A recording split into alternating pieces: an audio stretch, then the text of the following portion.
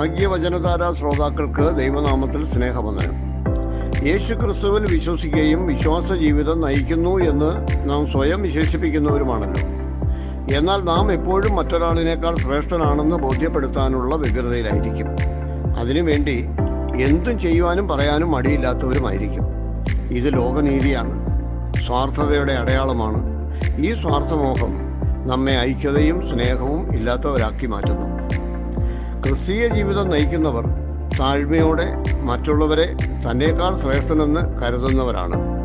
അപ്പോസ്തലനായ പൗലോസ് ഫിലിപ്പിയർക്ക് എഴുതിയ ലേഖനം 2-ാം അധ്യായം 3-4 വാക്യങ്ങൾ നാം ഇങ്ങനെ വായിക്കുന്നു: ശാഠ്യത്താലോ ദുരഭിമാനത്താലോ ഒന്നും ചെയ്യാതെ താഴ്മയോടെ ഓരോരുത്തർ മറ്റുള്ളവനെ തന്നേക്കാൾ ശ്രേഷ്ഠനെന്ന് എണ്ണിക്കൊള്ളുവിൻ. ഓരോരുത്തൻ സ്വന്തം ഗുണമല്ല, മറ്റുള്ളവൻ്റെ ഗുണം കൂടി നോക്കണം. ക്രിസ്തുയേശുവിലുള്ള ഭാവം തന്നെ നിങ്ങളിലും ഉണ്ടാകട്ടെ. പ്രിയ ദൈവമക്കളെ, ഞാനാണ് ശരി, ഞാൻ മാത്രമാണ് ശരി എന്ന് ചിന്തിക്കുന്നവരാണല്ലോ നാം എല്ലാവരും. മറ്റൊരാൾ പറഞ്ഞതോ പ്രവർത്തിച്ചതോ ശരിയാണെന്ന് ബോധ്യപ്പെട്ടാൽ പോലും വിട്ടുകൊടുക്കാൻ നമ്മുടെ ദുരഭിമാനം അനുവദിക്കാറില്ല. ഞാനാണ് ശരി എന്ന് സ്ഥാപിക്കാൻ ശാഠ്യത്തോടെ പെരുമാറാൻ മടിയില്ലാത്തവരാണോ? എങ്കിൽ വചനം പറയുന്നു, താഴ്മയോടെ ഓരോരുത്തൻ മറ്റുള്ളവനെ തന്നേക്കാൾ ശ്രേഷ്ഠനെന്ന് എണ്ണിക്കൊള്ളട്ടെ.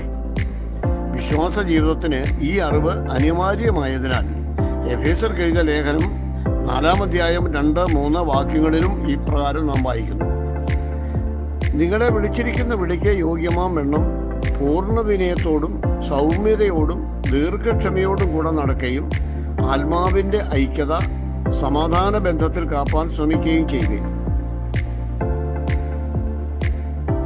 ശാഠ്യത്താലോ ദുരഭിമാനത്താലോ ഒന്നും പ്രവർത്തിക്കാതെ പൂർണ്ണ വിനയത്തോടും സൗമ്യതയോടും ദീർഘക്ഷമയോടും കൂടെ ജീവിപ്പാൻ നമുക്ക് കഴിയണം. നമ്മുടെ ആലോചനയും തീരുമാനങ്ങളും ദൈവഹിതത്തിനനുസരണമാകട്ടെ. ഫിലിപ്പിയർ 2-ന്റെ 13-ാം വാക്യം ഇപ്രകാരമാണ്: ഇച്ഛിക്ക എന്നതും പ്രവർത്തിക്ക എന്നതും നിങ്ങളിൽ ദൈവമല്ലോ തിരുവുള്ളമുണ്ടായിട്ട് പ്രവർത്തിക്കുന്നത്. ഇനി നാം തന്നെ തീരുമാനിക്കുക, ദൈവ ഇഷ്ടത്തിനനുസരണമാണോ നമ്മുടെ ആഗ്രഹങ്ങൾ, പ്രവർത്തനങ്ങൾ, ചിന്തകൾ തുടങ്ങിയവയെല്ലാം.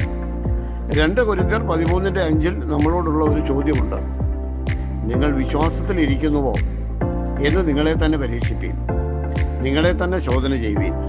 നിങ്ങൾ കൊള്ളരുതാത്തവർ അല്ല എന്ന് വരികിൽ യേശു ക്രിസ്തു നിങ്ങളിലുണ്ട് എന്ന് നിങ്ങളെ തന്നെ അറിയുന്നില്ലയോ?